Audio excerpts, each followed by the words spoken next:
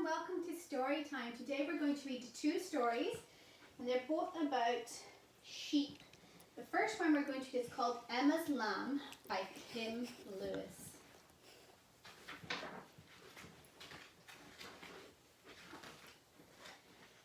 One rainy spring morning at lambing time, Emma's father put a little lost lamb in a box by the stove.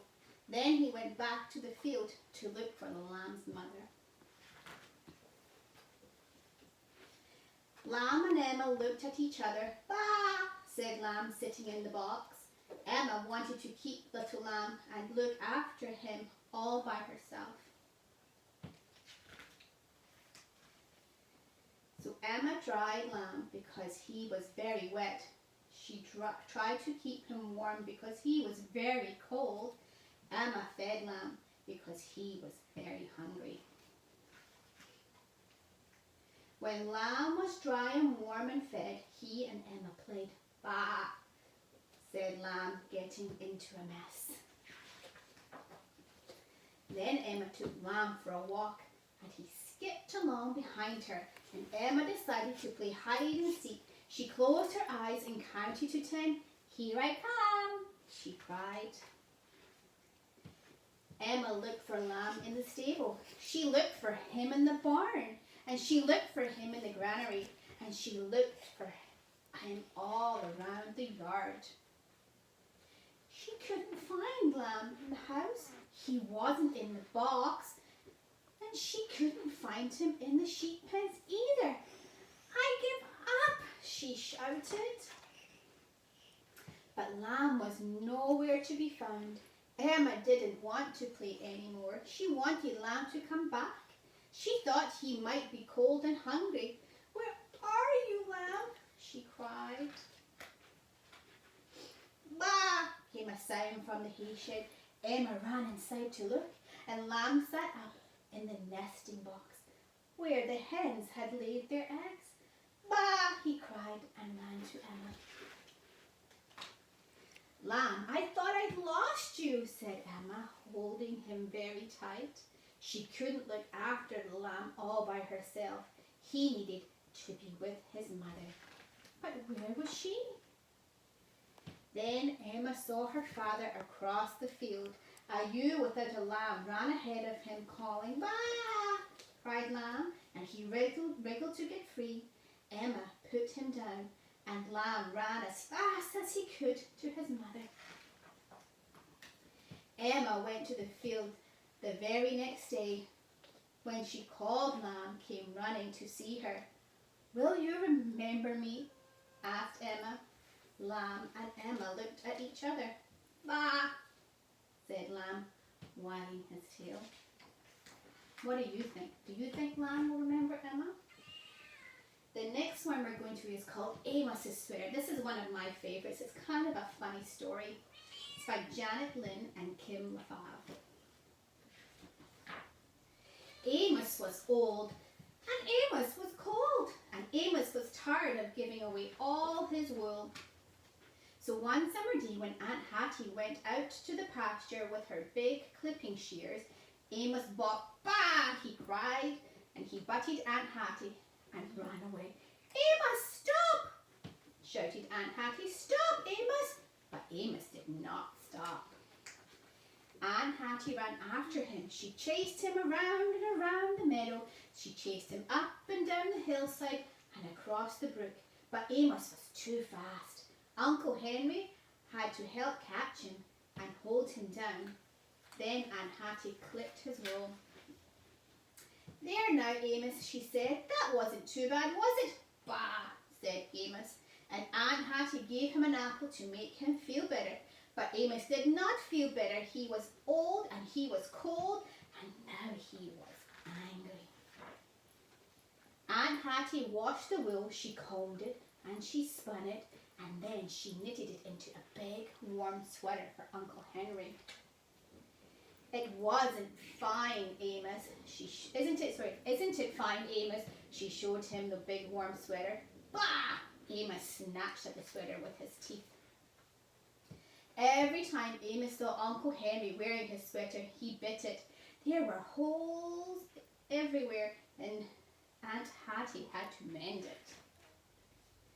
One hot day when Uncle Henry left the sweater over the fence, Amos tried to pull it down. It stuck fast, and he made such a huge hole in it that Aunt Hattie came after him with a stick. Oh, that's not very nice. Aunt Hattie mended the huge hole, and she washed the sweater and hung it out to dry. Amos waited for her to go back into the house. Then he made a jump for it, but the line was too high. One night, Uncle Henry left the sweater on the table in the back kitchen of the house. The door was open and the moon was full, and Amos could see the sweater from his stall in the barn. He butted the stall door and he shoved it, he butted it, he shoved it, and he butted and shoved until the door flew open. He dashed across the barnyard into the back kitchen and he yanked the sweater off the table. Furiously, he pulled it this way and that. An end of yarn caught on his hoof, and he pulled and twisted to get it loose, and he tugged, he twisted, he bit, he rolled around on the floor. The more he struggled, the tighter the yarn around him became. Soon he was so tangled you couldn't tell which was yarn and which was sweater and which was Amos. "Bah!" he cried, "bah, bah!" in such a rage. Aunt Hattie and Uncle Henry came running to see what had happened. "Oh, Amos, now you've done it," Aunt Hattie sighed. Uncle Henry laughed. He began to unwind the yarn, and Amos glared at them with his angry black eyes. Free at last, he stood up. His two front legs were deep in the arms of Uncle Henry's sweater.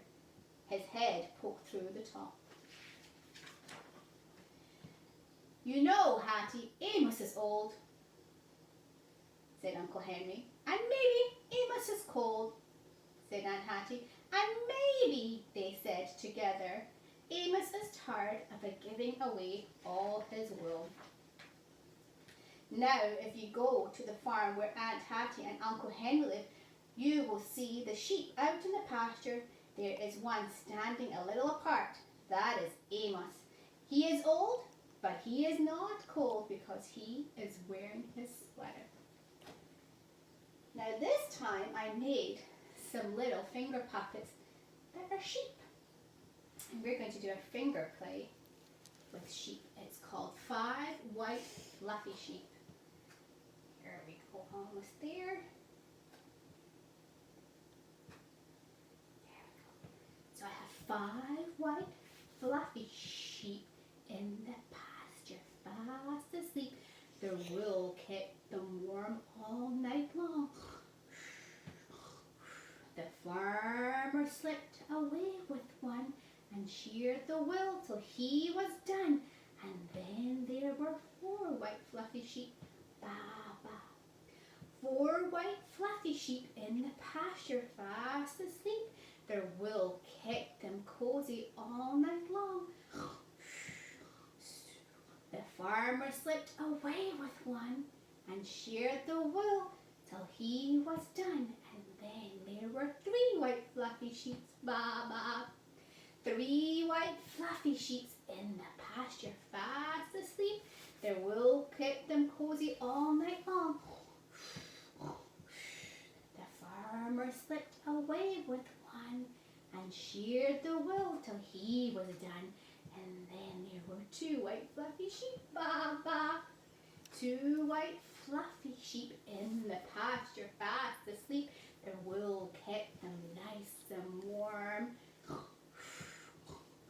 The farmer slipped away with one and sheared the wool till he was done. And then there was 1 white fluffy sheep. Ba, ba.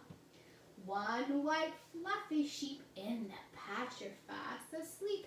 His wool kept him nice and warm. The farmer slipped away with him and sheared him till his wool was gone. And then there were no white fluffy sheep. Ba, ba. Thanks for joining Storytime. See you next time. Bye.